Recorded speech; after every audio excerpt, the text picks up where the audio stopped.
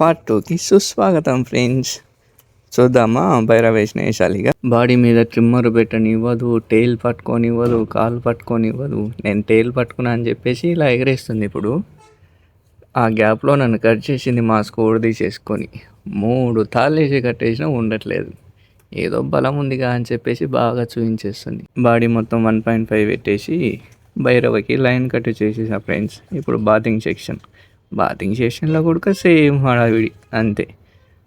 Water ఎక్కడ పట్టినా సరే కరవడానికి వస్తుంది. ఏంటో ఏమో, అంటే ఇది ఇంట్లో బాగానే ఉంటుందంట, కానీ బయటికి వస్తేనే ఇలా చేస్తుందంట. దానికి నేను దొరికాను అంతే బలి కావడానికి. నేను వాటర్ పట్టొద్దని చెప్పేసి మూతతోని కొడుతూనే ఉంది. బాతింగ్ అయిపోయే వరకు కొడుతూనే ఉంది. చెయ్యినైతే అసలు గ్యాప్ ఇవ్వట్లేదు.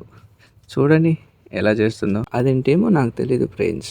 ఇంత అలర్ట్ చేసింది కదా భైరవ, కానీ తల మీద చేయి పెట్టి మసాజ్ చేసి మాత్రం భలే హ్యాపీగా చేయించుకుంటుంది ఏమనకుండా. ఇప్పుడు మళ్ళీ టేబుల్ మీదకి ఎక్కించే సమయం వచ్చేసింది ఫ్రెండ్స్. చూశారు కదా ఫస్ట్లో టేబుల్ మీదకి ఎక్కడానికి ఎంత సతాయించిందో.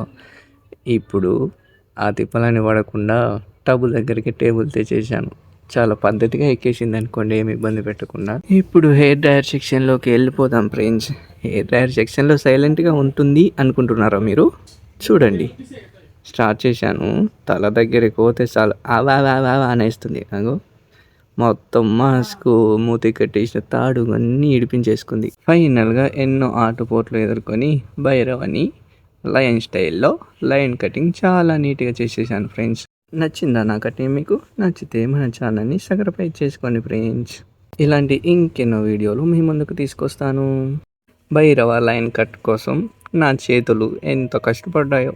రైట్ హ్యాండ్కి ఒక అటు, లెఫ్ట్ హ్యాండ్కి 3 చోట్ల కనిపించవలేండి అవి, కానీ భలే పెయిన్ ఉంటుంది. డిష్కూ బై ఫ్రెండ్స్, ఉంటాను.